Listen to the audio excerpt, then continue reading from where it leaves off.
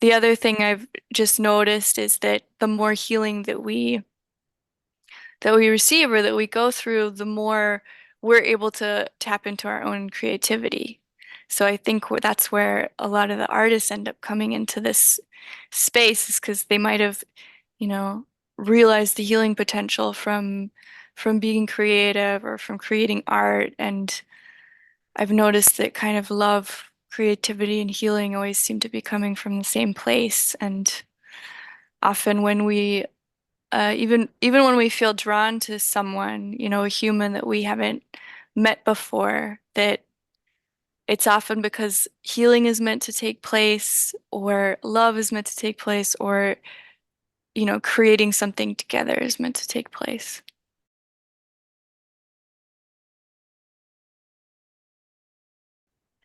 Hi, everyone. It's Candace Craw-Goldman from quantumhealers.com. And today we're going to be talking to one of our spotlighted practitioners. This is Olivia Sayward. Hi, Olivia.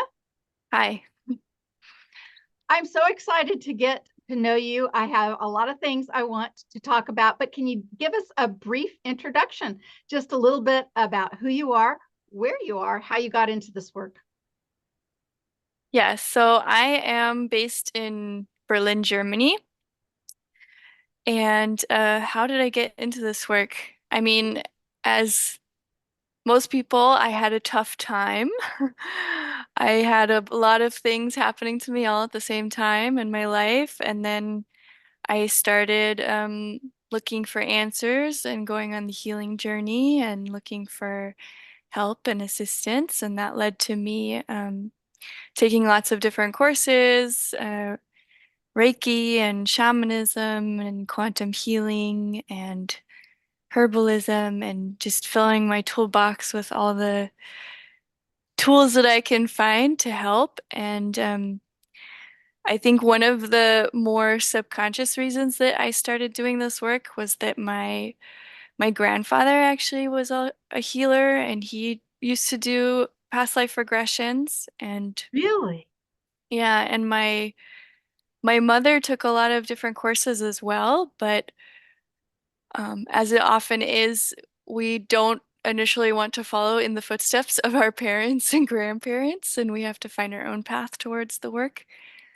And yeah, so that's kind of how I got here. Super, super. So I've got lots of questions, a lot of things I want to talk to you about. My first question is, do you know Mario? Our Mario Redinger, who's also in Berlin? And if you don't, I'll be shocked. No, I haven't met him. As a matter of fact, I thought you might actually even say that may have been who you had a session with. So you need to look him up. He is a longtime practitioner, a wonderful friend. He's also in Berlin. No, you know what? He's not in Berlin. Strike that. I have my cities mixed up, which is bad considering I used to live in Germany. He's in Frankfurt. Berlin is where Hara Katsiki is. So you know She's, Hara. yes, she's who I had my first session with. Well, there you go. So I just mixed up my German cities. My apologies to both Mario and Hara, well, that's great. And Hara is amazing. And I've been to her lovely apartment and spent some really good quality time with her more than once, both there in Greece and here in America. So that's fantastic. It is amazing to have German speaking practitioners. But where exactly were you born? So I grew up in the US till I was 12, and then we moved to Germany because my dad is German. Mhm. And we lived here as a family for several years, and then I ended up staying in Germany because it became the kind of place where I grew up and became independent, and um, yeah, where I started building my life. So I ended up going to German school, got thrown in the deep end, learned German from scratch, and then moved to Berlin eventually after I went to university. That's wonderful. And you've lived other places too, Mexico even, yeah? Yeah, I spent a lot of the last couple of years in Mexico, in Chiapas, just kind of getting new perspectives. I took a permaculture and herbalism course for a month down in Guatemala. Courses about natural building, was kind of just looking for different examples of community and how people are building new ways of living or kind of reconnecting with the original wisdom. And yeah, made some amazing connections there. Visited a lot of like uh, cacao farms, was trying to find out as much as I could about that plant, and that kind of led me down the whole plant path as well, connecting more to the natural world.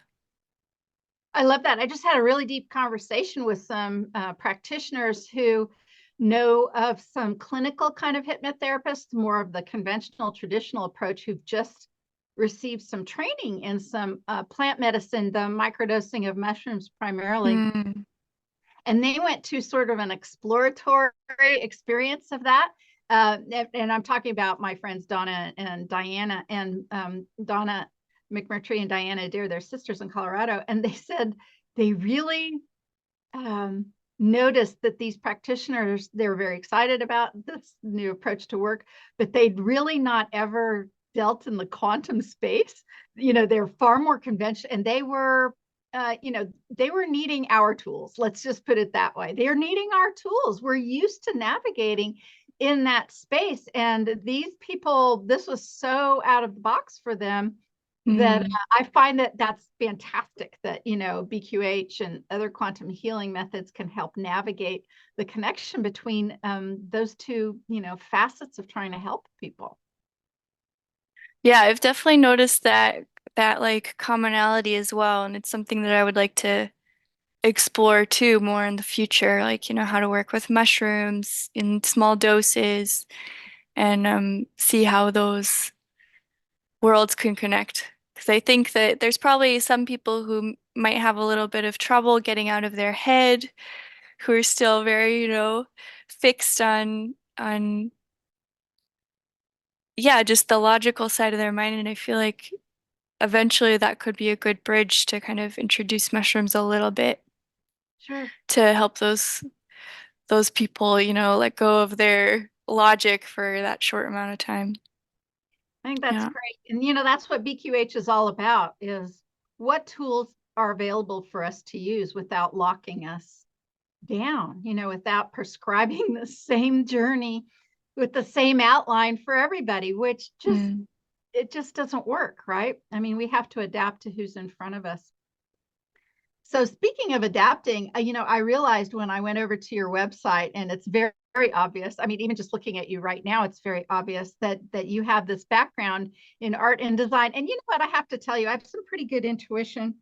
I didn't know what I was going to throw on after asking you to meet with me today, and I saw this scarf, and I thought, you know what, this needs to be on me to talk to this gal. And after seeing your website and the even the color of your walls, I'm like, okay, she's got this.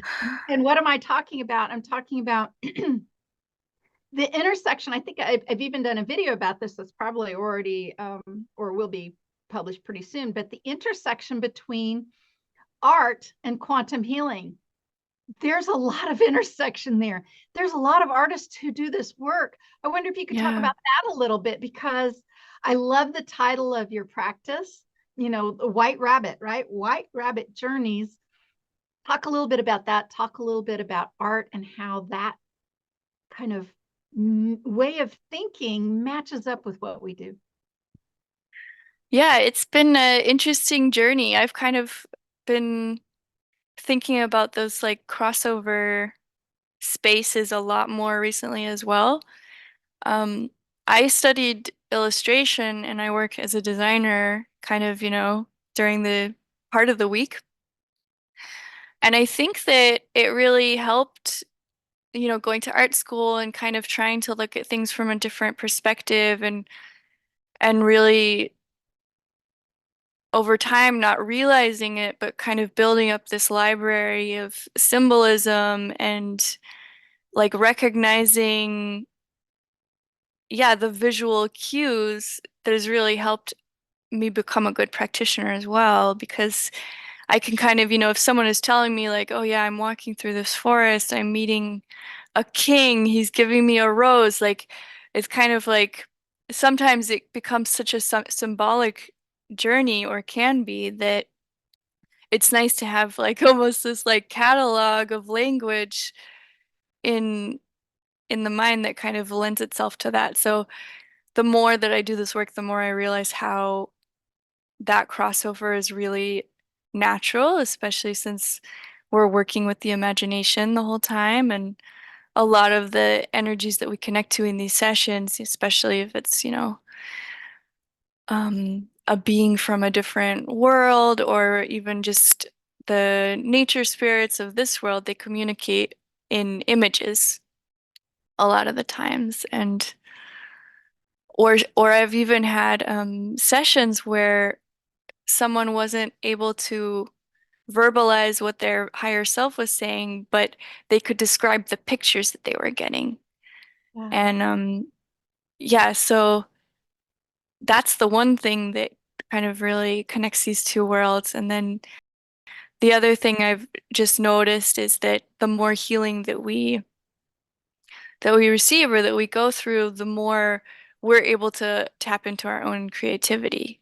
So I think that's where a lot of the artists end up coming into this space is because they might have, you know, realized the healing potential from being creative or from creating art. And I've noticed that kind of love, creativity, and healing always seem to be coming from the same place. And often when we even when we feel drawn to someone, a human that we haven't met before, that it's often because healing is meant to take place, or love is meant to take place, or, creating something together is meant to take place.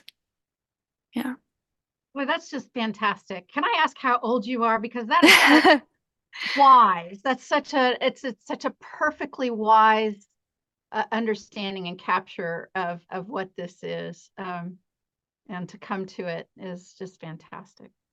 I'm 33. You are a youngin. I mean, you are a youngin. So I'm about 30 years older than you are. And when I was 33, I I had plenty of paranormal experiences. I was deep into the creative realm, but I had no inkling I would end up where I am now at your age. So that is fantastic. Okay, so one of But the but I'm only here, or like a lot of young people are at this stage because of the forerunners and the people who paved the path. That's just so true. That's so true. I often think about things like when I was graduating high school was when Dolores was like, talking to Nostradamus and people who walked with Jesus and all this, and that whole very important part of her life was going on, and I was completely clueless and had no idea of that realm. Although I was experiencing my own sort of things at the time, like spontaneous OBEs, which back in the 80s, early 80s, that was terrifying because Mm, there was no real place to go to get information about that at all. I mean, there's very little written. There was hardly anybody who speaks like we do today back then. It just yeah. wasn't a thing. And I knew not to tell a doctor that. I knew very well not to tell a doctor that. And I myself have had, and maybe you have too, in the subsequent years since I've been doing this work, I've had more than one person who had been committed. I mean, absolutely committed to mental institutions or programs or even shock therapy after basically describing incredible spiritual events, Mm. and visitations and beautiful openings and expansions. And then they shared it with the only people they wanted, they thought they could share that with. And then they were instantly either, given shocks to the head or massive amounts of medication or labeled schizophrenic, which of course that's not everybody, but wow. I mean, our world really has changed. Yeah, even since my childhood, I mean, my my mom and my grandfather obviously would talk a lot about a lot of these things and past lives, and my grandpa would kind of say like that he was seeing this thing, you know, seeing things and stuff. But I mean, when I was a kid or a teenager, it wasn't safe to talk about these things either. And even for me, when I start a lot of like information was coming through me and I was kind of understanding more about how everything was connected, it took me a couple years to open up to the people around me about that. And I'm glad I did because I was then able to be a safe place for them to share their experiences. And when I shared more about it, then I noticed like, oh yeah, this person had already been to a shaman and this person had a grandfather who was doing this and that. So it wasn't as uncommon as expected. And the more time went on, the more it became safe to talk about these things and then kind of be the person who's like, yeah, you're not crazy. You're okay. You're fine. Olivia, was it your paternal or maternal grandfather? And how is it that he got into this? My maternal grandfather, yeah, he was a teacher and then he started taking a lot of courses on how to help children through sort of developmental stages that they had missed when they were growing up. So this was in like the 90s. I think it was called Brain Gym at the time. It was Mhm. kind of where they would reintegrate movements missed. So for example, sitting up or rolling over, a lot of those things, or also even doing re-going through kind of the birth process and Hmm. yeah, just in reintegrating steps that had been missed and helping kind of kids that had had problems with reading or, you know, wetting the bed. Like a lot of these things were then balanced out through that. And I think that work then led to him going deeper into energy healing work and past life regressions and stuff. But yeah, he passed away like 10 years ago. So I didn't get to learn directly from him. My whole healing journey didn't start until later, but I know that he's guiding me from the other side. I'm sure he is. So he passed right about the same time that Dolores did then. Mm, So how fascinating is that? Well, what I love even hearing about that is his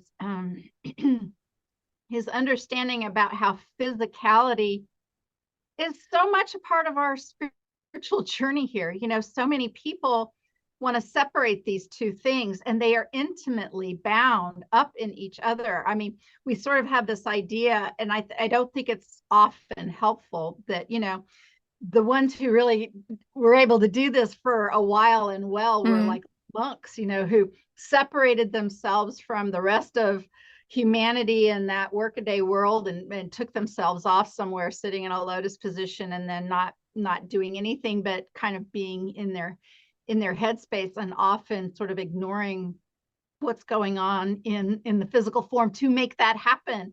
And you know, that was a path, and I actually think it was probably one of the more powerful paths during that time. But what's happening with us now means we don't have to do that anymore. And actually, I mean, I really believe that. And actually, I believe sometimes if you neglect your physical presence and interaction on the planet, you're really missing something in kind of reaching for the expansion of the spiritual if you're ignoring your body. Have you found that to be true? yeah, definitely. That's been a big part of my journey as well, is that yeah, I mean a lot of people say like you can only go as high as you can ground down. Like, if you have the image of a tree and like the branches aren't going to be able to reach further than the roots are reaching.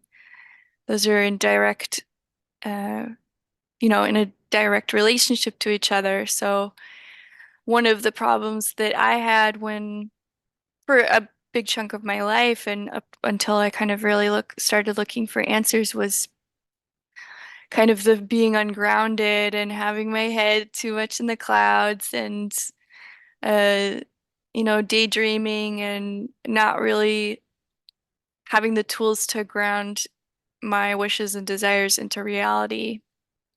And I think that was probably also a theme that kind of ran through my family, which is one of the things that's kind of my job in this lifetime is to make all the dreams come true. And yeah, for those to come true, it requires, good health and taking care of the body and uh, spending time connecting to the earth and eating well and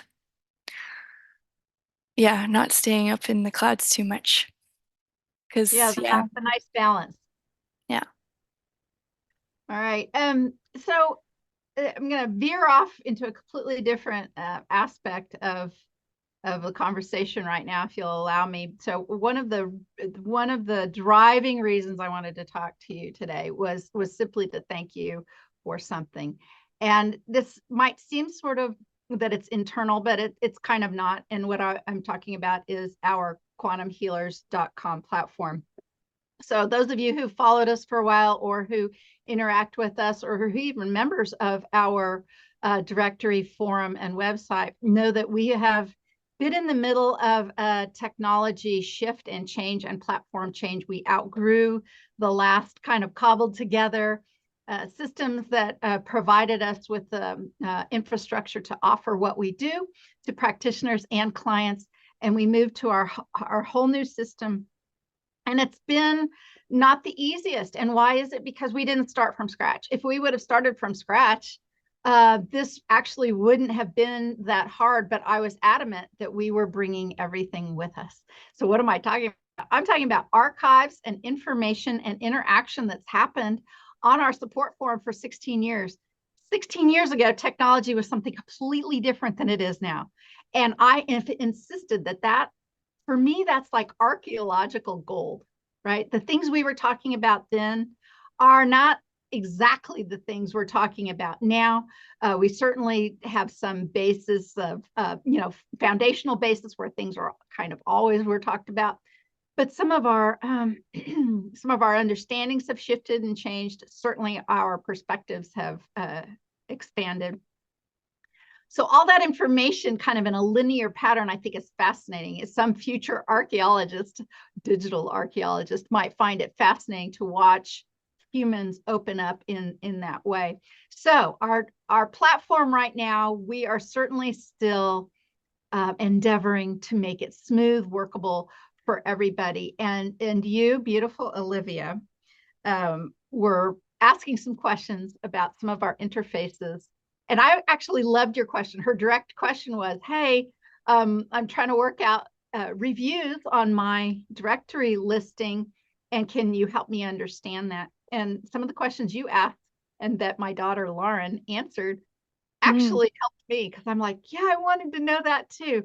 So thank you for that. I also wanted to thank you so much. You said something kind of got me choked up. You said you've been working with or behind the scenes in IT for a while with big companies with lots of resources and people behind them, and sometimes some of these changes take years to sort of smooth out. And that actually, I mean, when I'm reading this today, I actually felt myself sitting back on the sofa.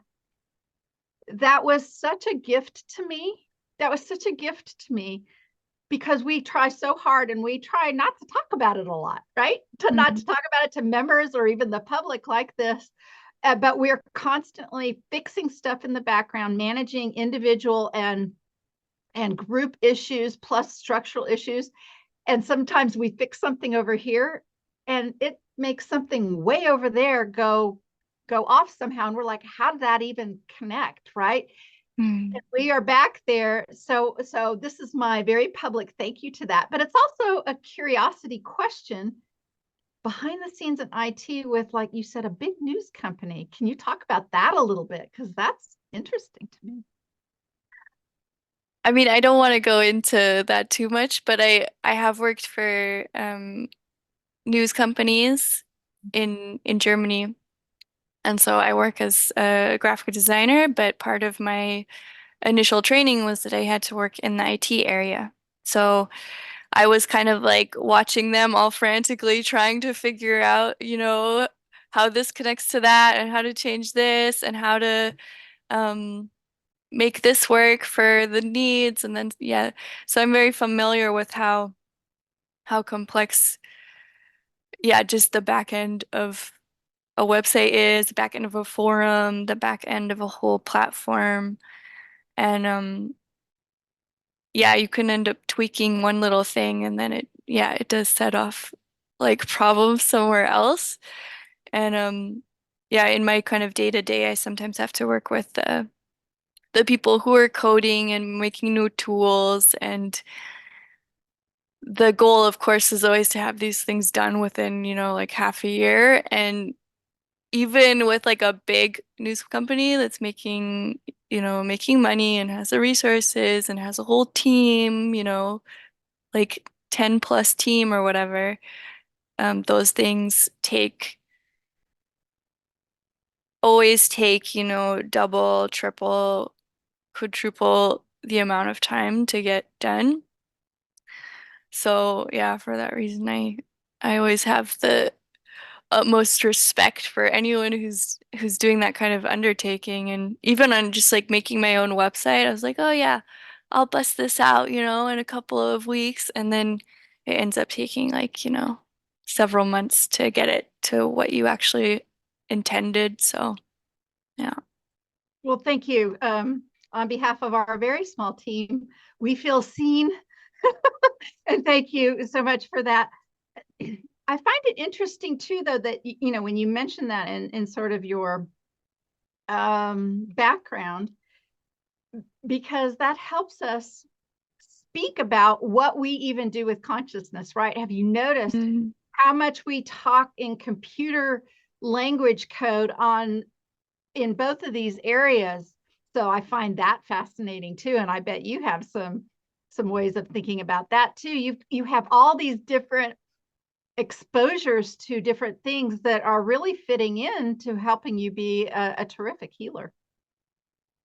Yeah, it has been interesting. For the longest time, I was like, how is this all connecting? Why am I still in this job when I want to be doing this work? But yeah, I'm noticing that like curiosity from like the whole journalism world and um yeah, just that kind of daily daily research and stuff really does help me in this work. And that the what I've learned from the healing world too, and kind of the creativity and kind of looking at all these things more, it's definitely flowing back into the work as like a visual journalist as well. So I've kind of gotten guidance recently as well to like incorporate more colors to, put the focus if I'm doing like an illustration for some article or something to bring the like life-giving colors into the work. And so it's quite exciting to see how both of these worlds are really cross-pollinating each other.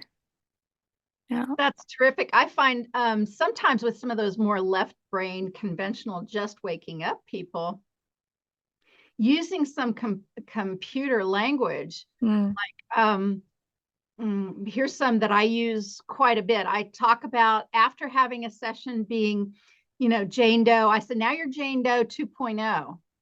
And I mean, you've been upgraded here. And something kind of clicks quickly sometimes in people's minds. And here's another one that I talk about a lot, and that is genetic, because I have a lot of people who focus on physical issues, physical challenges or diseases or etc.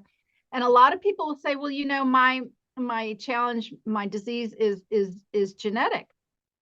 And I've talked about, and this one has I've used this reference a lot that has made a lot of sense, which is, what having a genetic component, even from both parents, means is it's like I said, it's like you have the program download it on your desktop, but you have not double clicked it and removed it from its folder yet. Mm. It can sit on the desktop and never be run. Yes, you have it. Don't deny that you have it, but you don't have to run that program. Sometimes that really, like, people are like, oh. And then talking about things like rebooting or, going through the Wayback Machine or, a prior version or things like that. Mm-hmm. So having some computer speak language has been helpful, certainly with some people. And this is where it's important to sort of adapt to whoever's sitting in front of you. Yeah, that's great advice. It's interesting. I like last week I had to make some infographics about epigenetics.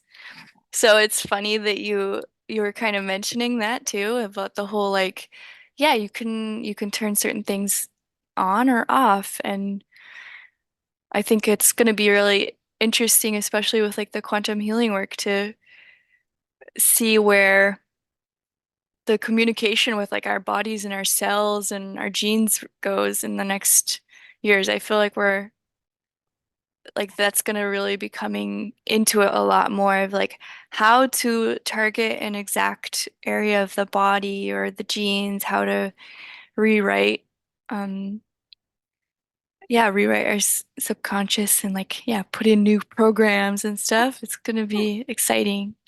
It is. Well, we're coming towards the end of our time, but I would be remiss if I didn't ask you about something that I've been meaning to ask about. You mentioned it just briefly on one of the threads in our support forum. People were talking about, I think it was Allison Brown talking about Stargate sessions, and you said that you had this session. You talked about crystals, maybe, but somebody who had a session, they found a pyramid or something in Africa. Can you just tell us a little bit more about that session, if that's okay, if that's appropriate? Give us a synopsis of it. Sounded fascinating to me, and I would love to hear a little bit more if that's all right. Yeah, that one was exciting. I've had a couple people um have kind of like pyramid related information come through. In that particular one, it was very towards the beginning of my work, so I didn't maybe have all the tools to like really, pry, but it was like a past or a parallel life where the client was in somewhere in Africa, like Central Africa, and he was like an archaeologist and found this pyramid in the middle of, nowhere and kind of entered it. It wasn't being used anymore, but he found it ended up being a portal. And so he went through it and then he was like in outer space and then we kind of found his one of his guides or kind of the planet that he was connected to communicate with. So yeah, now I kind of wish I'd asked more questions about that, but it was very interesting to that was, it was like an important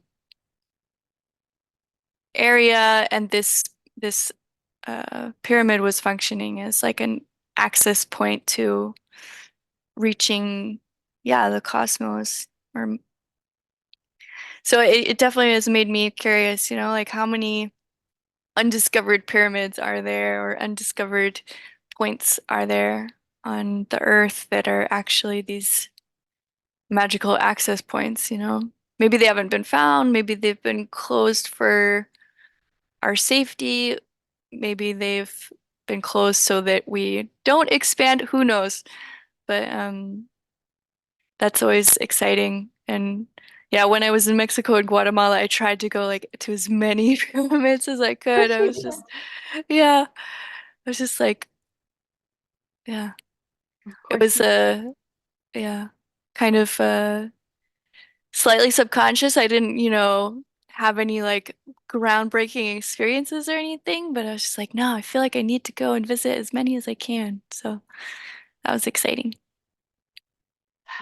Dolores Cannon will always be my muse, my mentor, my teacher, the reason I do this work. at all. And so often in sessions, I feel her presence, and I just felt her sort of swoop in as we're talking about this.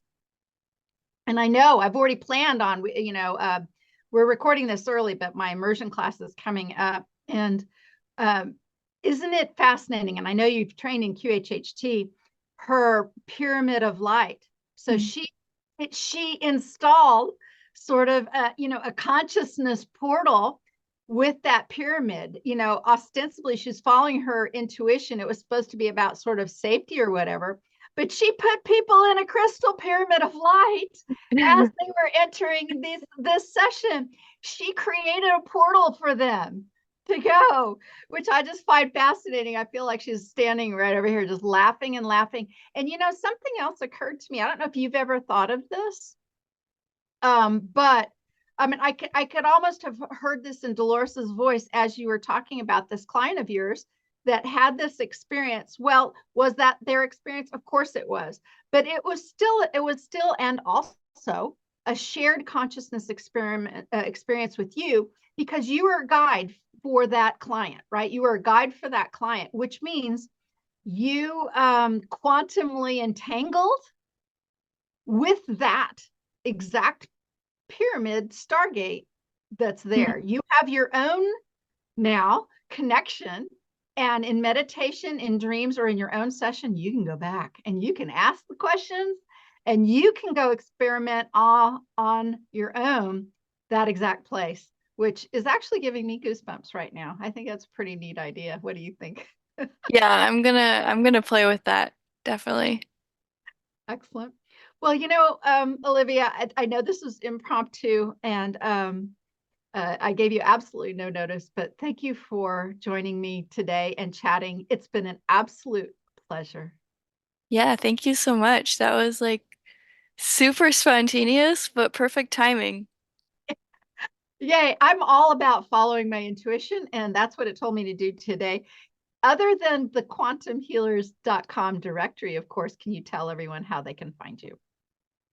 Yeah, you can find me at www.whiterabbitjourneys.com. All right. Well, you have a great day, Olivia. Thank you. Yeah, you too. Thank you as well. Okay, bye for now. Bye.